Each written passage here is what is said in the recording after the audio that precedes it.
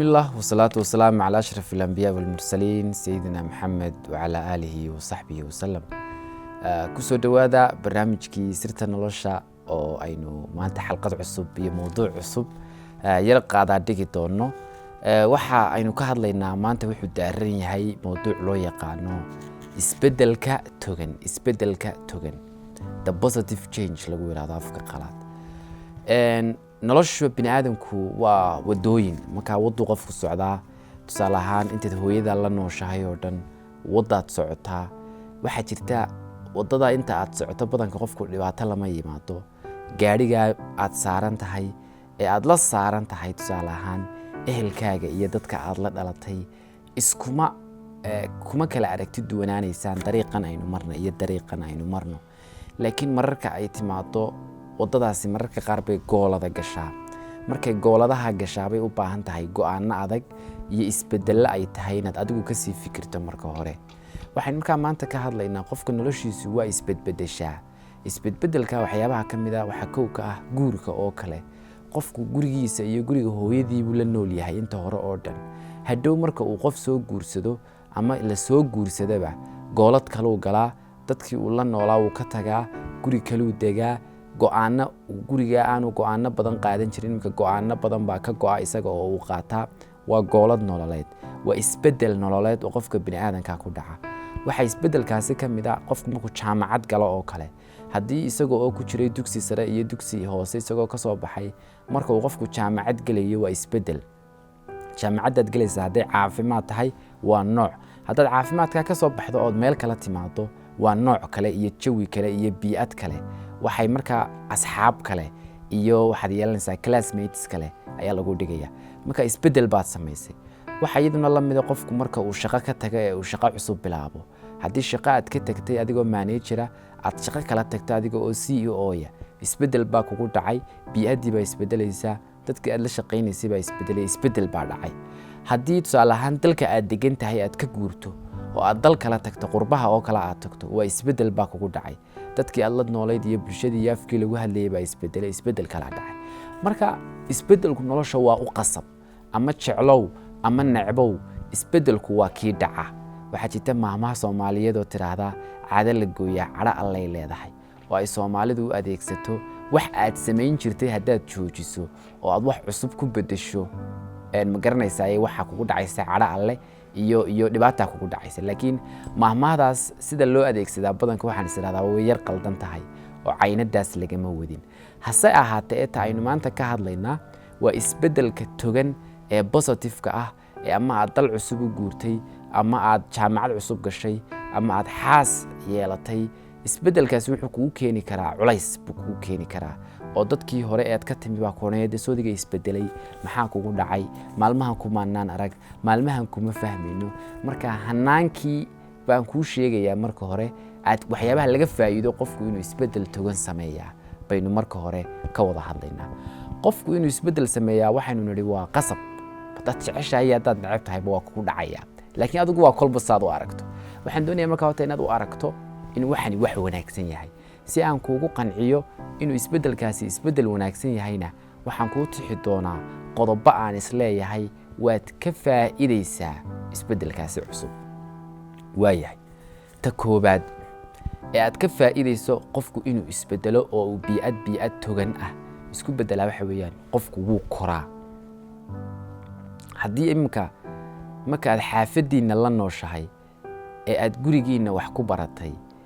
dabadeed jaamacadda inta mar qura lagu qaado lagu geeyo meel boodhina ama dal kale oo qurbaa ee aad dhex tagto dad kale iyo dadyow kaa duwan marka aad dhex tagto qofku wuu koraa oo siduu u korayaa waxyaabo badan oo aaminsanaa buu tegayaa dad aan aaminsanaynba ama taa opposite-keeda iyo ka soo horjeedkeeda aaminsan qofkaasi wuxuu baranayaa dad kale oo si kale u fikira dabadeed qofku waa korayaa caqli ahaan buu korayaa garaad ahaan buu qofku korayaa faa'iidada ugu horeysa ee aad walaalka faa'iidi karayso in bii'adda aad ku nooshahay iyo meesha aad ku nooshahay meel ka wacan inaad isu bedeshaa wax weeyaan waad koraysaa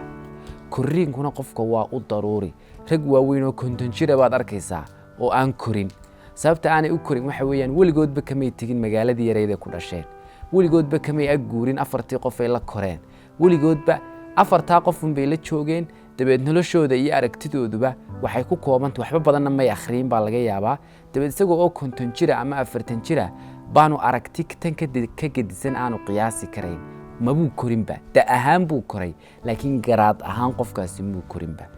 way arrinka labaad ee laga faa'iidaa wax weeyaan bilow cusub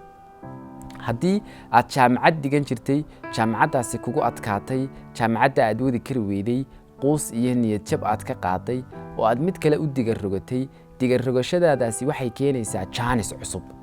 waxay ku siinaysaa imika bilow cusub macallimiintii hore iyo ardaydii hore haddaad isnacdeen kani waa bilow cusub bilowga cusubna waxaa looga faa'iidaystaa qofku inuu isagu shidaal cusub qaato meel aad ka shaqaynaysay 20 sano waad ka caajisaysaa laakiin 20 sano markaad ka guurtay eed meel kale u guurto waxaad helaysaa dardar cusub iyo dadaal cusub baad helaysaa marka faa'iidada labaad waxa weeyaan barbilow cusub baad yeelanaysaa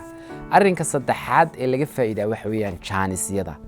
qofku halkan uu joogo jaanisyadeeda wuu marsadaa badanka haddii aad meel shaqo ah joogto jaanisyada shaqada waad ka magaranaysaa waad ka guungaaraysaa laakiin markaad bi'ad cusub iyo meel cusub tagto waxaad helaysaa jaanisyo cusub dad cusub oo aanad aqoon baad baranaysaa shaqooyin cusub oo aanad aqoon baad baranaysaa waxaad helaysaa xidhiidho ka gedisan kuwii hore eed garanaysay marka isbeddelka cusubi wuxuu kuu faa'iideynayaa inaad jaanisyo cusub hesho waayahay arrinka afraad ee aan isleeyahay waa laga faa'iidaya waxa loo yaqaano flexibility-ga qofku inuu meel kasta la qabsan karo haddii aanad la qabsan karayn dal cusub haddii aanad dal cusub la qabsan karayn afkiisa baran karayn oo isbedbedelka aad isbedbedelaysay oo aad tahay qof magaalo uun ku koray 40 sano 50 sano magaaladaas uun ku noolaa magaaladaas uun magaranaysaa meel kale marka aad tagto waxay kugu adkaanaysaa inaad flexibility yeelato oo aad meesha la qabsato kolka inaad shaqo cusub magaranaysaa ay tagtaa inaad dal cusub tagtaa inaad wax bedeshaa bi'adaada bedeshaa waxay ka caawinaysaa inaad meesha la qabsan karayso